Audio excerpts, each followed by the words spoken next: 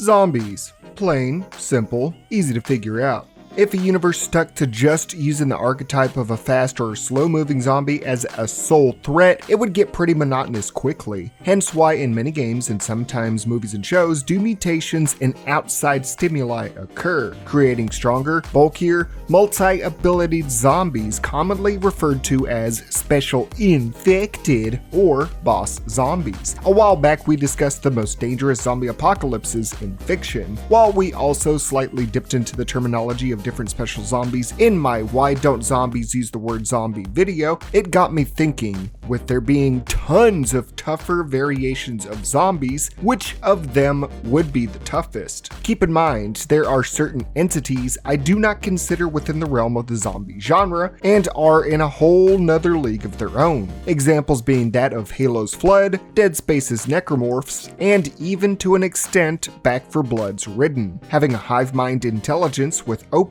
spreading methods that fuse the biomass of an indefinite amount of dead bodies is way beyond the realms of typical zombie media. I have videos on why I don't consider Halo's Flood and Dead Space's Necromorphs as zombies, so check them out if you want that rant, but also, come on, it just wouldn't be fair. We are going to be reining in the top dogs of zombie related media and see who comes out on top. Today, we are discussing what is the most dangerous special InFeCtEd/zombie.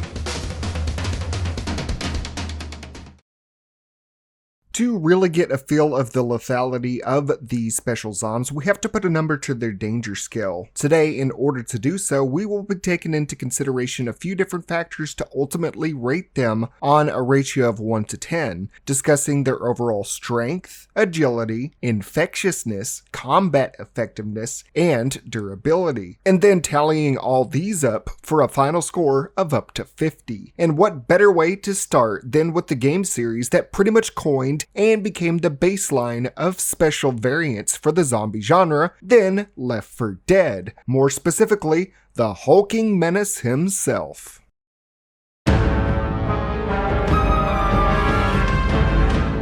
With the green flu sparking the population to become rage-infected, mutations occurred dependent on a person's physique, biology, and pre-existing conditions. Hunters jumping great heights, spitters launching volumes of stomach acid, and even witches slashing through the healthy. But none come close to this Adonis. Developing sheer gains and muscle across its top frame, the tank holds the strength to break through walls, punch people dozens of feet away, rip chunks of concrete out of the ground, and even launch cars and vehicles with ease.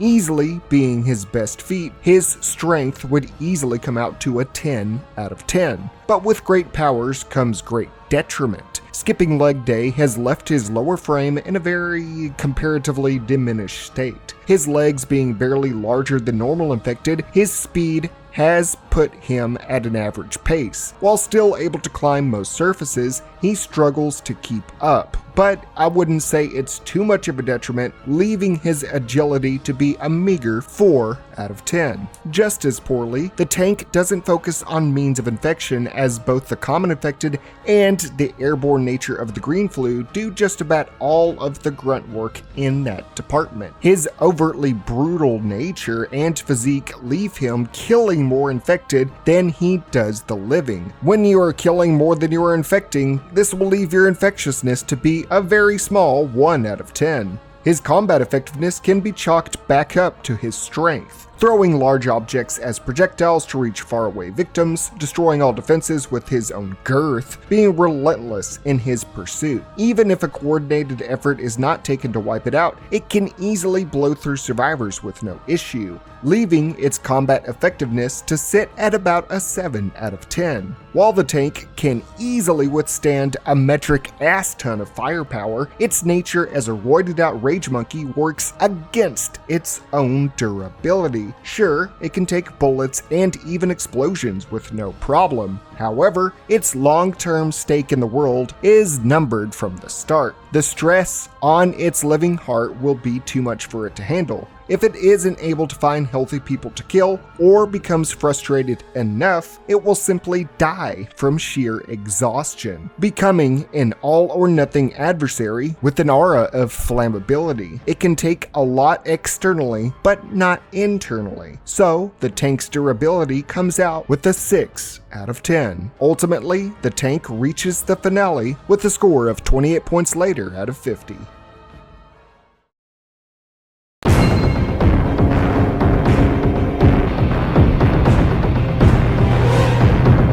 Now with this one, at first I was going to use the Night Hunter as Dying Light's best special infected, but with it only ever being in the Be the Zombie mode as a powerhouse playable Deadite that doesn't really tie into the canon of the series, I figured the iconic Volatile would be a more vital step. They are a Swiss Army knife of capabilities in terms of lethality. Nowhere near as brawny as the tank, mind you, but it could still rip apart normal man, but evenly dispersing that physical prowess down south to allow them to jump long distances, being much stronger than most of the general populace with adaptive mutations that can progress this further. For better or worse, I would put their strength at about a 7 out of 10. When they have spotted a survivor, not much can deter them from their hyper chase. Probably amongst the most agile infected to be discussed today, able to keep up with Kyle Crane and Aiden, plot armored parkour masters like it was nothing across rooftops and high rises, not giving up an inch as they make leaps and bounds, jumping multiple stories in some cases, and even have been shown to run at speeds of up to 70 miles per hour, making their agility a perfect 10 out of 10. Their mandible jaws allow for easier biting and projectile vomiting highly corrosive and infectious chemicals at people. However, their lethality does mean that those it happens to infect will most likely die before they ever have a chance of turning, but even those that get away still risk infection of either the Haran virus or THV in an encounter with the beast. Its infectiousness gets about a 5 out of 10. As I said before, the Volatile is a Swiss Army knife of the infection, taking the best parts of every other special infected spurred by the Haran virus and letting it excel in combat. A hardened carapace from the Demolisher can develop over time to withstand further damage, spitting acid at far targets like toads. It can call upon hordes of infected with a loud howl like the Howler to work in packs and converge on a victim. They can mutate over time also depending on their environment, even becoming tyrant volatiles to be even more fearsome. With all that being said, I'd put their combat effectiveness at a nearly perfect 9 out of 10. Now, why not a perfect 10 with that whole appeal? What am I, German? Let's see what the judges have to say.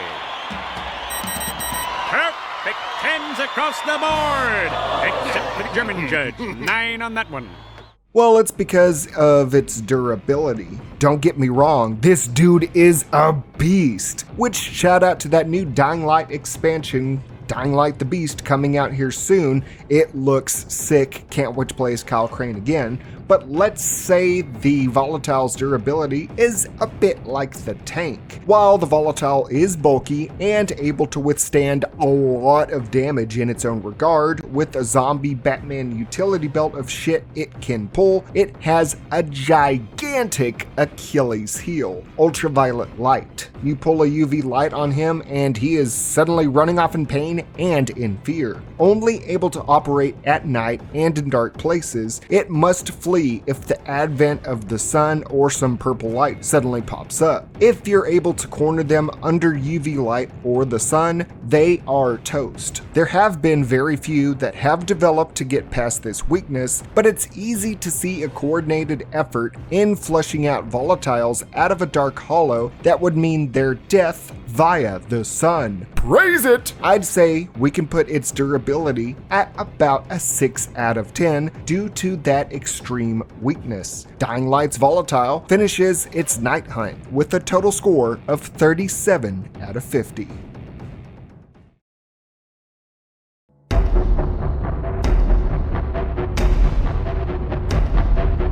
In a similar vein to Dying Light, I was originally going to consider the more iconic Clicker as the tougher special infected of the series, but with the bloater being this game's own tank, I brushed it aside. Only for The Last of Us 2 to say, screw it, what if all previous infected were just in a giant detachable orgy ball? Well, the Rat King won out there because of that. Based on the phenomenon of real rats getting stuck together via their tails, the Cordyceps bind together multiple stalkers, some clickers, and even throw a dash of an entire bloater to create this super organism, a nightmarish amalgamation of every threat The Last of Us has to offer. These multiple bodies within its frame aren't necessarily fused to its flesh, more so connected by the mycelium to act as a single entity for a time, working to infect or kill anything nearby, and if unable to achieve its goal or is damaged enough, will detach the components of its frame to continue its pursuit. Due to its base frame being that of the bloater, think of this abomination as the bloater if he hit the gym. Capable of caving in walls and destroying vehicles, it is very slightly hampered by the weaker limbs of its body when actually grappling survivors. Think of it like a bunch of Karens at a Black Friday sale all trying to grab the same purse at once. But beyond that, it is strong as hell, leaving its strength to be a solid 9 out of 10. It does have the capability to just drop clickers, stalkers, and bloaters at will on top of its monstrous frame, and it is daunting in its own right, especially considering all specials that detach from the Rat King share abilities from other specials and one another. Like the stalkers from before now are able to throw the spore bombs that only the bloaters were able to wield, making the Rat King a literal one-man army. The Rat King's combat effectiveness gets a perfect 10 out of 10.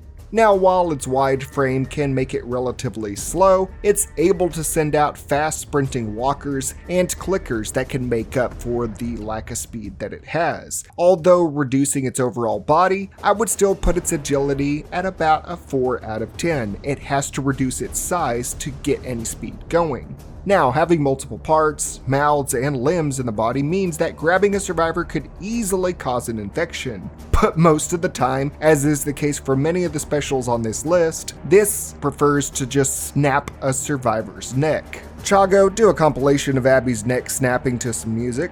Don't you know, it's a beautiful new day. Hey. Leaving the body it was attacking unsuitable to infect, but I guess using the biomass for the mycelium later. But its clicker and stalker parts will still try their best to get a bit bitey. That being said, its infectiousness is an average 5 out of 10. Now last is its durability, and I mean, come on, if you harm this thing, other infected hybrids will come out of it to attack you, especially with the chitinous armor of the bloater and clickers. Yeah, easy 9 out of 10. It comes to pass that the Rat King crowns itself with a total of 37 out of 50.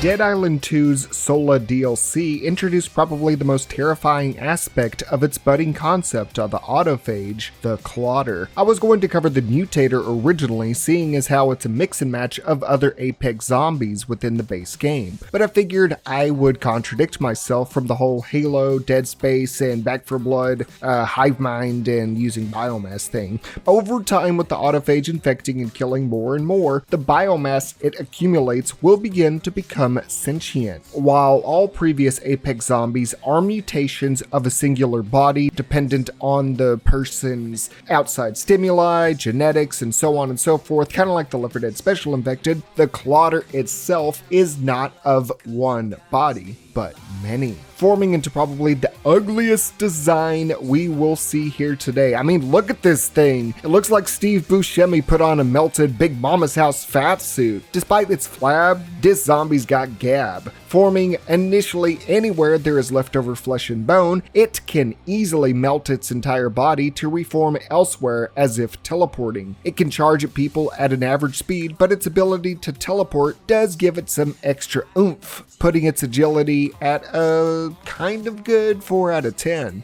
its strength is definitely formidable, able to break bones and knock people off their feet, but it more so relies on numbers, teleportation, and its abilities to get close and stay on the onslaught, putting its strength at an average 5 out of 10. Its open chest cavity has an exposed but armored heart that the Clotter uses to projectile spew gallons of infectious and highly toxic blood at victims. Looking to add to its form would definitely mean infection via projection. Even if unable to kill a survivor to use their flesh, it can infect them with its blood, putting its infectiousness at a pretty nice 9 out of 10. Its Fleshpound of a frame gives it some staying power, resisting many types of ammunition heavily. Even when its flesh is chipped away, it will simply dissolve and resolve somewhere else with its frame partially fixed, giving it a decent durability of about a 7 out of 10. All these factored together, I could see it making an impressive case of combat effectiveness, not considering the invincibility of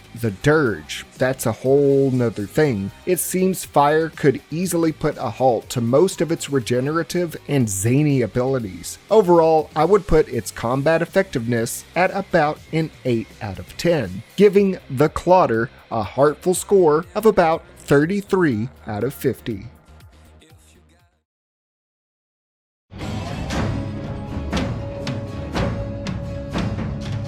What if the Boomerang tank had a baby? Would you call it a bank?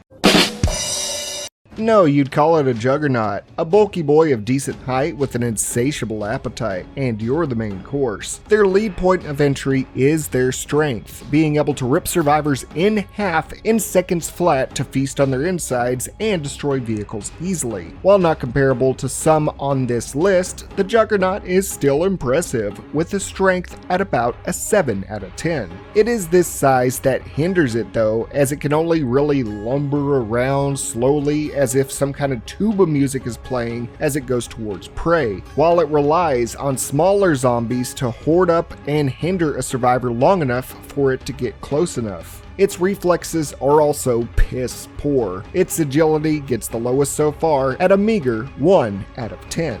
Infectiousness also doesn't gain much advantage here with the Tubba Blubba's methods of outright ripping apart victims and eating them basically head to toe before they can even have a chance to turn. It is possible to get away from it before it can rip you in half, but most of the time it will already have taken a huge bite out of your neck before then. Its infectiousness pisses out at a 2 out of 10. Its size and appetite might slow it down elsewhere, but it does give it some thickness to its damage intake, being able to withstand heavy ammunitions and even direct impacts from cars, but if focus fired, will not last too incredibly long, even with the Blood Plague variants.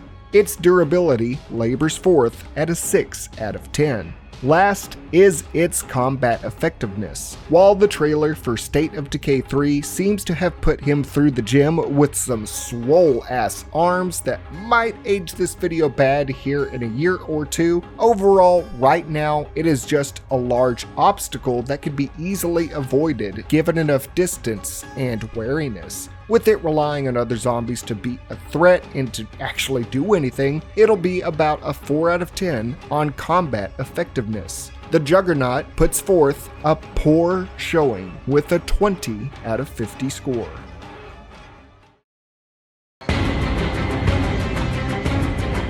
Going from a game with a second sequel to a game with no sequel, Days Gone had a tough choice. Do I pick the bear on viral steroids or the hyper-intelligent white-haired infected? Well, the Reacher seems a little bit more fun to analyze, but shout out to the Rager Bear, shit is like Cocaine Bear and Revenant put together. The Reacher is the pinnacle of the Freaker virus at this point. Smarter than its infected cohorts, it will attempt to blend into shadows to surprise attack prey, although that white fur isn't doing it any favors in dark environments. Its most prominent feature is its speed, making a reach at the Volatile by being able to run at speeds of up to 40 miles per hour, making its agility just a shade under the Dying Light icon with a 9 out of 10. Its strength takes a page out of its brother the Breaker's book, being nearly as strong as them but preferring swift and precise attacks with its sharpened nails to slaughter prey. It's not the strongest, but it gets the job done with a strength at about a 5 out of 10.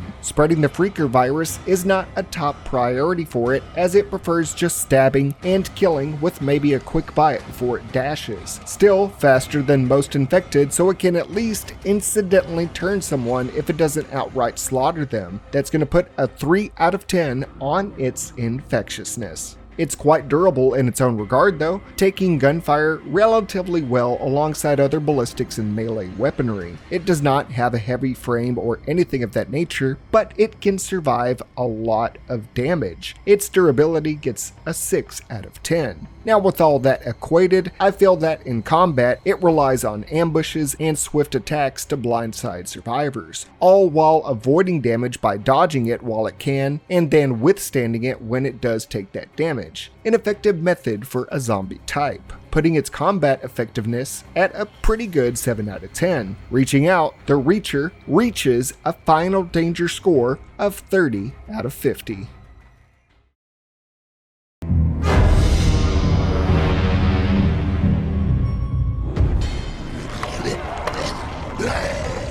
T-800.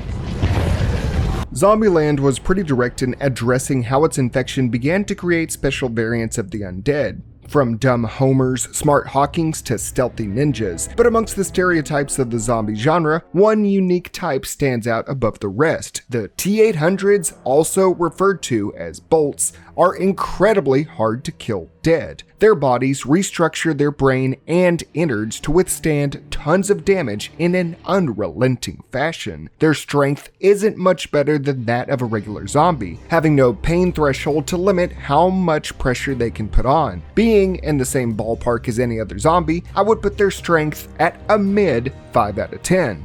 Their agility isn't so mid, though. For real, no cap. They earned the name Bolts after Usain Bolt himself for a reason. Able to run at speeds of up to 20 miles per hour, they can be hard to shake, giving them an agility of 7 out of 10. Their infectiousness actually is a decent step up from their predecessors. When a pair of T-800s had bitten Albuquerque and Flagstaff, they both turned in just a few short minutes, while also instantly becoming virulent T-800s instead of common zombies that would eventually mutate, their infection only spreading further to create the baseline of the zombie apocalypse, where eventually all new zombies will only be T-800s. That is, if they can get a bite in. No mention of bodily fluids doing that though, putting their infectiousness at about a 6 out of 10. Their durability is their main selling point in the movie, withstanding multiple shots to even the head,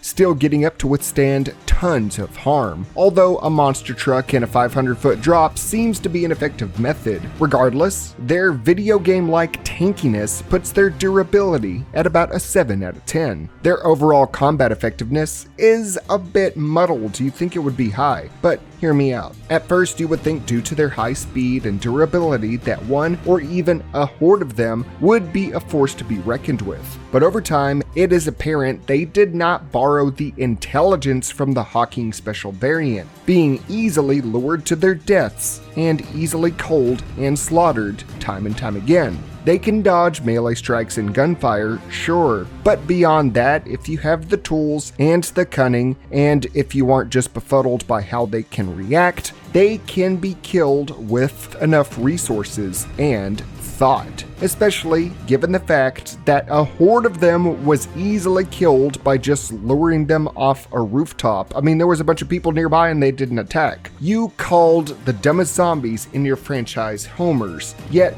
the best zombies in your franchise die like homers. Literally!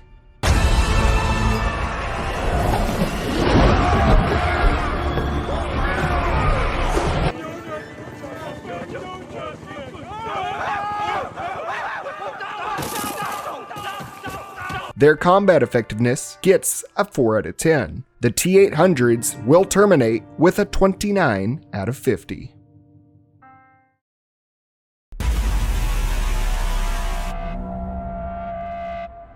I continuously forget this movie tie-in even exists, but still a cool zombie horde killing simulator nonetheless. While the movie never had special variants to speak of, the books don't exist apparently, the games created special Zeeks, as they were referred to diversify the tsunami of the dead. Lurkers acted as hunters, pouncing unsuspecting prey, infectors spitting infectious chemicals at people to turn them from afar, and the bull being a tanky-ass boy in riot gear. From these, I would have picked the Infector, but the bull mutated with the Valley of the Zeeks update to become a Juggernaut. State of Decay is peeking around the corner right now saying, "That was our word. You can't use our word." Just being a taller, beefier, and more armored undead, the Juggernaut is a charging fortress. Its strength is up there, no doubt, but it basically just knocks zombies over and tramples survivors. It can't even break down doors without taking its time. Its strength? I would put it at a 4 out of 10. Agility? About the same capabilities as other Zeeks, but a little bit less, I guess.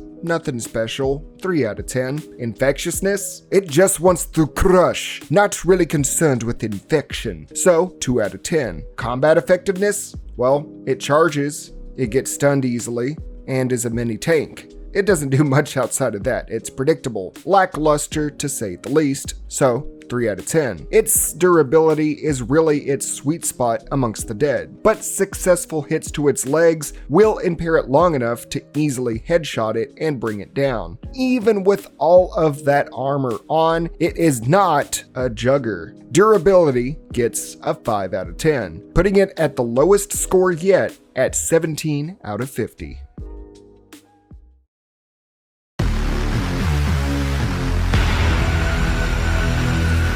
It is heavily debated if the specimens of Killing Floor can even be considered zombies, created as clones of super soldiers, but acting and brawling like zombies, lending to why they're referred to as zombies or the popular British phrase Zeds. The Horde Shooter has probably the most diverse cast of special Zeds out there, ranging from the chainsaw-wielding Skrakes to scythe-handed gore fiends, but the Fleshpound stands above the rest as the iconic frontman of Killing Floor's outbreak. The core super soldier of Horzine's British takeover, this monstrosity was pumped full of growth hormone and muscle stimulants, making it beyond the realm of temperamental into a rage-fueled slaughter machine. It is infused with heavy machinery, wielding 2 razor-sharp bladed gauntlets to rip and tear victims. The glowing core on its chest serves as a Zelda-esque weak spot, but also is a device that, when the Fleshbound is sufficiently harmed, will release adrenaline and stimulants to send it into an even more aggressive frenzy. I was originally gonna consider its boss variant the King Fleshpound, as that is a force of nature that shoots freaking laser beams! But bosses like it, the Matriarch, and Abomination are singular entities that may not even spawn in the first place, with only one existing at a time. More so, I would put them in a tier above Special Infected if we are being honest, kinda like how I'm doing with Back 4 Blood, Halo, and all that. All specials discussed today can exist in duplicates or appear as frequent enemies or be created from frequent enemies. So I had to go with the more frequent Special Infected of the basic Fleshpound. With that explanation out of the way, its origins and blood-soaked rampage have it demonstrating some decent physique, breaking through hordes and crushing opposition to put its strength at a pretty good 7 out of 10. Its agility is boiled down to it getting angry and charging at a pace slightly faster than a normal human sprint, giving it a middle ground of about a 5 out of 10. A common occurrence at this point, but with them being clones and this guy being an asteroid of roids, his infectiousness clearly gets him a 1 out of 10. The Zeds of this universe aren't here to infect, but in that regard, he more than makes up for being a Zed over a zombie by being brutal to deal with, blocking incoming gunfire with its metal gauntlets, charging in to be a relentless close combat threat, and shredding people like they're going through a blender. His main detriment being a glowing beacon basically yelling, "Shoot me in the chest! Here, right here, and, if far enough, the naked grinder user will have a tough time getting some healthies. His combat effectiveness gets a 6 out of 10. It's on the high end of 6, but it's still a 6. Lending into his durability with thickened flesh, metal appendages, and a system that injects his body full of adrenaline if harmed, extending his life, puts his durability at about an 8 out of 10. The Fleshpound earns its pound of flesh with a 27 out of 50.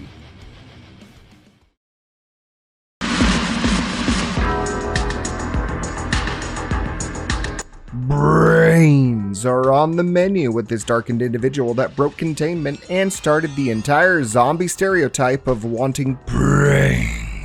The 3,4,5 trioxin chemical, yes, that's what I should have called my one video instead of calling it an infection or virus. That's my bad. Stop commenting about that. I get it. Being the original source of Romero's undead that reanimated any dead tissue. Sparked by 2 dim-witted morgue employees accidentally unleashing a canister of the vile gas. The corpse that lied dormant inside awoke. Even though it had looked withered and frail within, the corpse's fermentation with the gas for close to 20 years had given it different properties compared to its zombie counterparts, accumulating melted mass and muscle across its entire frame, giving it the moniker of Tarman. While the regular living dead are intelligent, voracious, and can take a beating and a dismembering, the Tarman takes it up a notch. Every now and then you want to knock it up a notch with a blast from your Spice Weasel.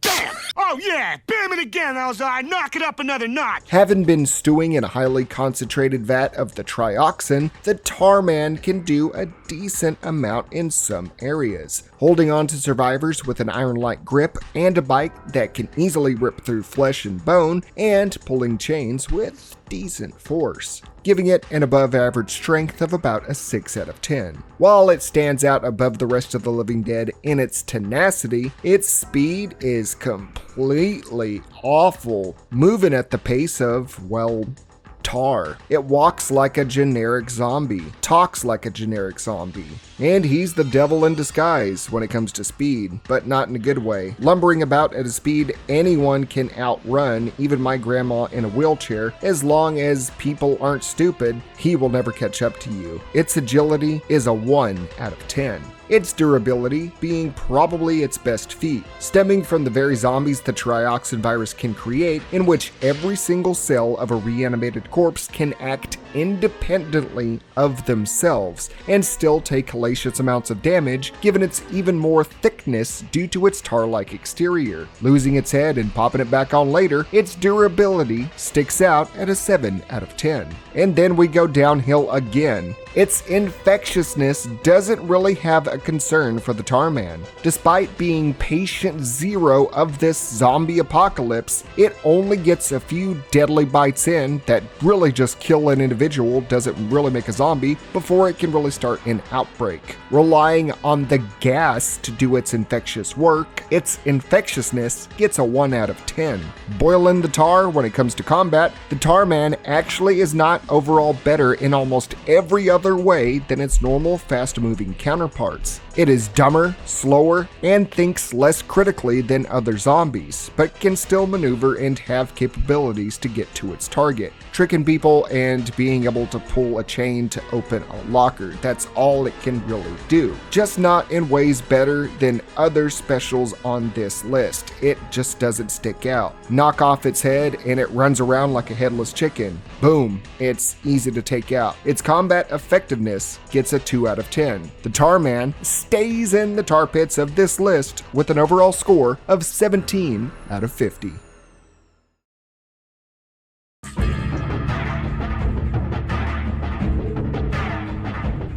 Hello, my old chum. I'm not a elf. I'm not a goblin. I'm a gnome, and you've been gnomed.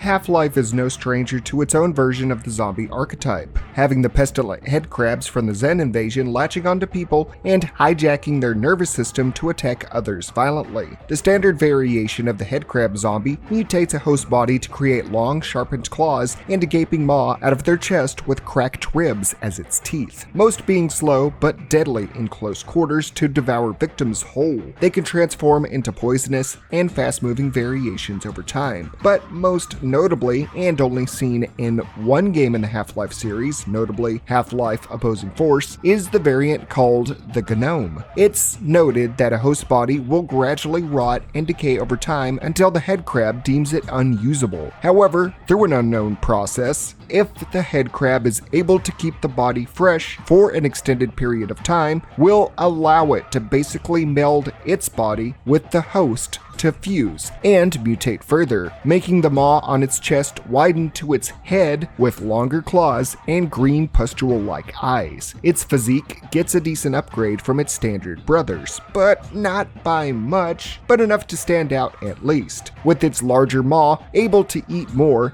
and even all of a person's body, overpowering them in the process. Its strength gets a 6 out of 10. Its agility also is fairly good, leaping great distances and picking up a running speed when it has victims in sight. Another 6 out of 10. With the body now not seemingly ever going back to a rotting state, having also been fully homogenized into a headcrab morphology, it can take more hits than any other zombie in its universe, but not more so than those on this list, giving its durability about a 6 out of 10. With those 3 6s, we see the number of the beast, but it falls flat in infectiousness. While the headcrabs of others can hop off the body when it rots enough or takes enough damage, this fused beast is stuck in its state with no way of infecting others. The headcrab has fused, it cannot detach, relying on singular headcrabs running around or zombies around them to do that work. Its infectiousness gets a 1 out of 10. Its combat effectiveness is decent though, being a bulky, somewhat fast tyrant that can quickly overwhelm survivors if it draws close enough, eating them whole before the survivor can fight back, tanking damage as it springs inwards, putting its combat effectiveness at about a 6 out of 10. The rare variation of this headcrab zombie gets a total score of 25 out of 50.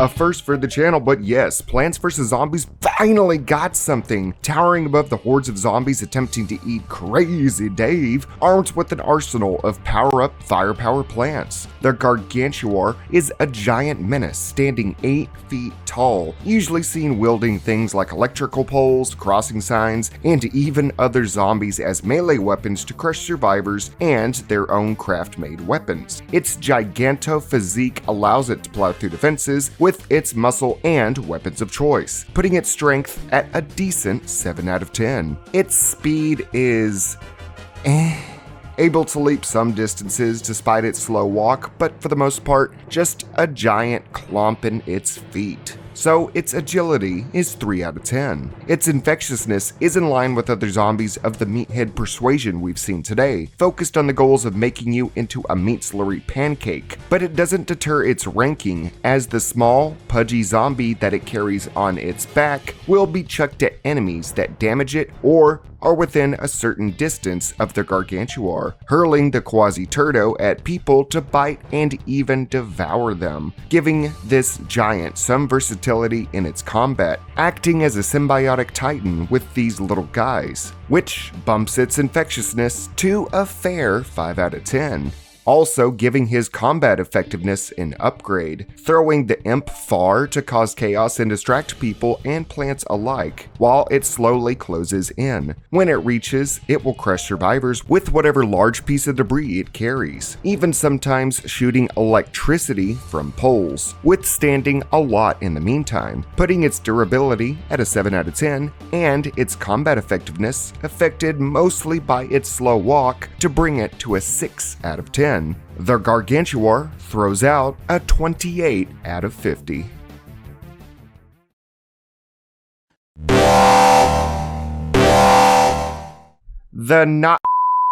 Soldiers of the World War II German army were made into terrifying creatures by the mind of Richthofen. There are a ton of zombies spurred from the maniacal and horrific outbreak of Call of Duty Zombies. I was considering George A. Romero himself since he was a super zombie, cause come on man, he's the damn godfather of the dead. But I have a rule that I have to stick to. I put up where singular entities of zombies do not count, so I really boned myself on that one. I'll pour one out for you, Romero. You a true G. What people frequently told me that was the zombie I should consider in my community post was resoundingly the Panzersoldat. The undead sometimes wield what they did in their previous life, but here, with insane capabilities, operating digging suits reminiscent of the Big Daddies in BioShock, apparently infected before getting in and turning within to use what the suits have to offer, having a gripping claw that could pick up survivors with ease and crush them if need be. Mowing down other zombies and survivors alike, its strength is nothing to scoff at an 8 out of 10. Its speed can be a bit intimidating, but goes at the speed of any full running person if you really think about it, although it can airdrop from great heights and suspend itself in air momentarily with this little mini jetpack thing, so its agility gets a 6 out of 10. Being a zombie trapped in a suit means it won't be giving its infection to anyone anytime soon, but its ability to grab survivors could give other zombies in the vicinity time to bite you if the Panzer doesn't outright incinerate you or rip apart your body before infection can set in. So its infectiousness gets a small 2 out of 10. Its combat effectiveness is where it truly shines, having the gripping arm that can propel itself and snag survivors from distances, a flamethrower to melt survivors that are causing too much trouble for the dead, and in some cases electricity cannons to shock and debilitate survivors. Jumping distances with those packs and just being a constant menace, its combat effectiveness gets a perfect 10 out of 10. With the mech suit on lock, it's no question that its durability is pretty darn good. It's a metal suit with a glass helmet that can be chipped away to expose the head, but crazy durable nonetheless at a 9 out of 10. The Panzersoldat drops in with a total of 35 out of 50.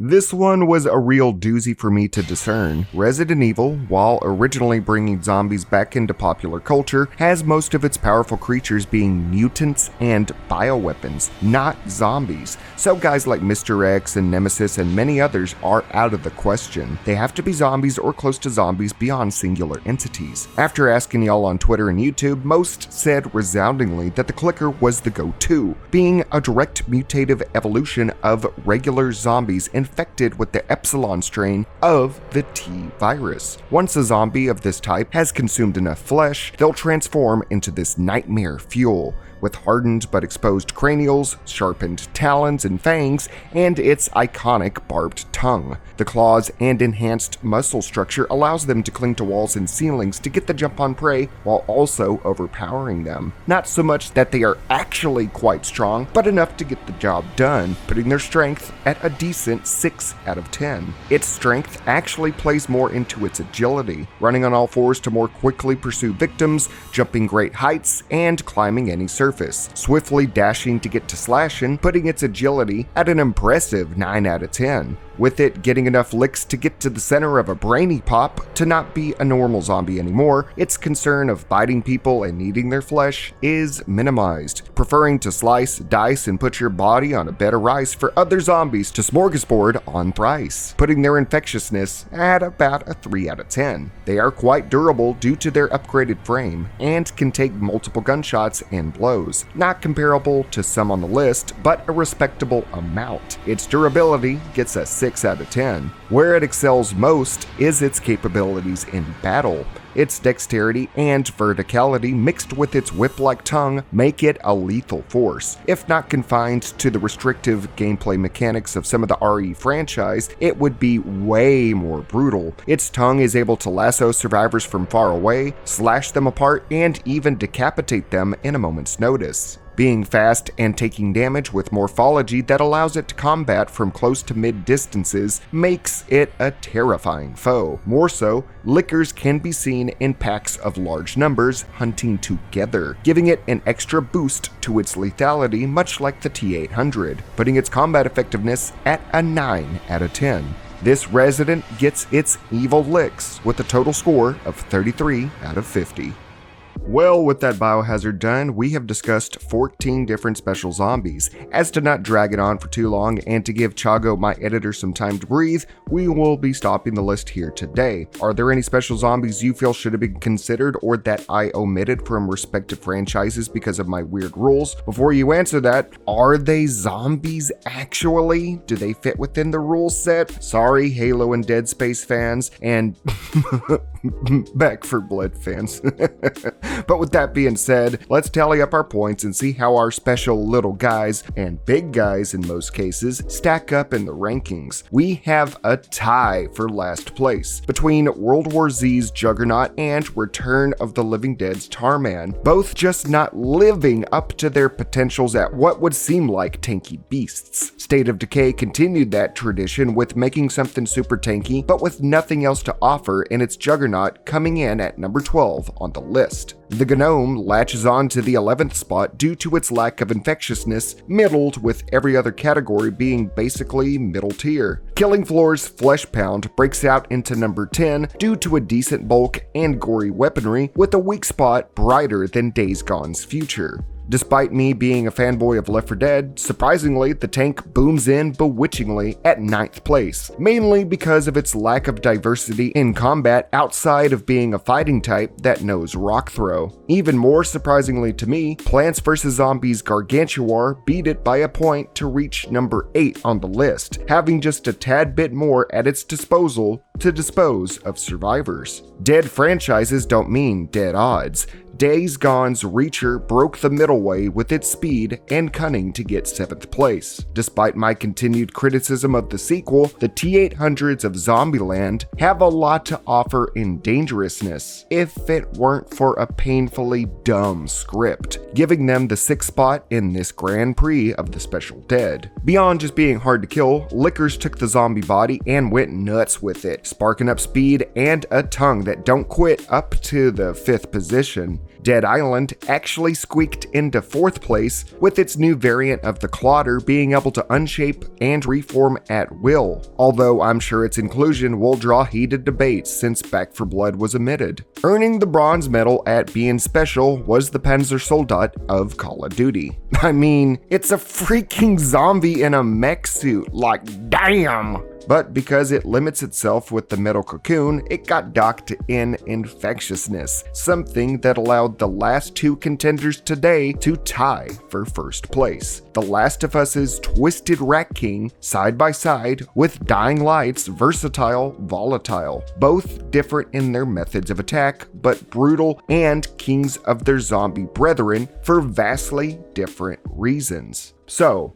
I'm going to leave it up to you. Which of these two is number 1? You decide, but that wraps this competition up. Here is the full list and ranking on screen now for you to look at. What did you think of the list? How would you change things? Let me know down below. I know I missed a lot, but thank you anyways for listening to me ramble about special zombies. Thank you for watching the editing of my awesome friend Chago. Make sure to check him out for awesome movie recaps. Thank you to my donators on this list here. All you got to do is chip in $1 in one of 3 ways to have your name permanently etched in my future videos. Donating on Patreon, hitting the join button on my channel page, or donating during weekly live streams on my second channel, WSG Streams. I forgot to mention I'm sponsored by GamerSups, so if you want some good drinkage with a waifu, use my code WOW at checkout for 10% off your order. Link in the description. Use that code enough and I might even get my own waifu cup, and I will try to see about making a certain special infected lady into a sexy waifu cup. Who knows?